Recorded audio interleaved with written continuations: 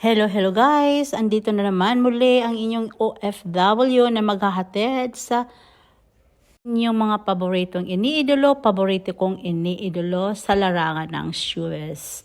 Today guys ay birthday ng ating mega daughter na si Casey Concepcion. At napanood nga natin na si Casey Concepcion at Sharon Cuneta ay magkasama a day before the birthday of Casey Concepcion. Kaya naman, ang saya-saya ng mag-ina at kasama ang kanyang stepfather na si Kiko Pangilinan. At ito naman guys, ang tema ng video na ito ay patungkol sa birthday ni Casey Concepcion. Dahil nga almost tatlong taon na hindi magkasama or hindi pinupuntahan ni Casey Concepcion ang kanyang inang si Sharon Cuneta para i-celebrate ang kanyang birthday. But itong 2025 guys, magkasama na muli ang mag-inang Sharon Cuneta at Casey Concepcion para i-celebrate ang birthday ng ating mega daughter, the eldest daughter of Sharon Cuneta. At nakikita nyo guys, masayang masaya panoorin ang mag-inang Casey Concepcion. At ayan nga, halik ng halik si megastar sa kanyang pinakamamahal na Casey. Ang sabi nga niya, happy birthday Tina, happy birthday Tina. Ngayon ang sabi nga ni Casey, I love you mom, thank you for giving me birth. Yun yung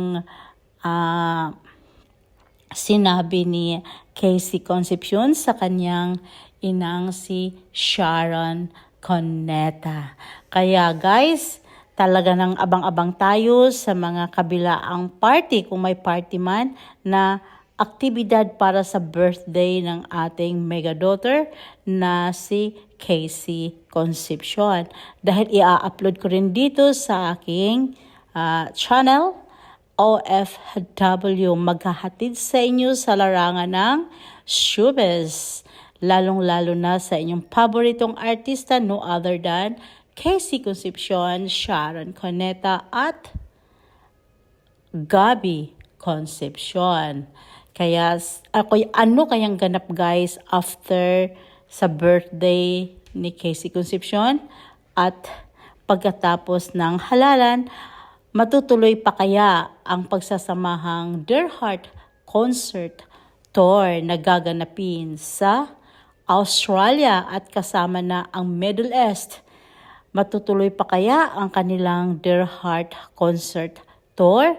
Sana naman ay matuloy at makasama ang kanyang panganay na anak na si Casey Concepcion para tuloy ang happy, tuloy ang ligaya dahil nakikita mo ang iyong iniidolong mababait, humble at napakaganda. Isa sa magandang mukha sa showbiz. Kaya guys, at wish natin na sana'y mag-asawa na rin si Casey for me para naman makita natin ang kanyang anak. Ganun ba kaganda din kay Casey Concepcion? Dahil nga para sa akin, Casey Concepcion is one of the beautiful face in showbiz, in the Philippine showbiz. Kaya guys, tutok muna sa aking channel. Huwag niyong kaligtaang panoorin at i-share and subscribe. Dahil nga, maa-update kayo sa inyong mga hinahangad at gustong ma-update ang kanilang minamahal at iniidolong artista. Lalong-lalo na sa channel na ito ay it's all about Sharon, it's all about Casey Concepcion, and it's all about Gabby Concepcion.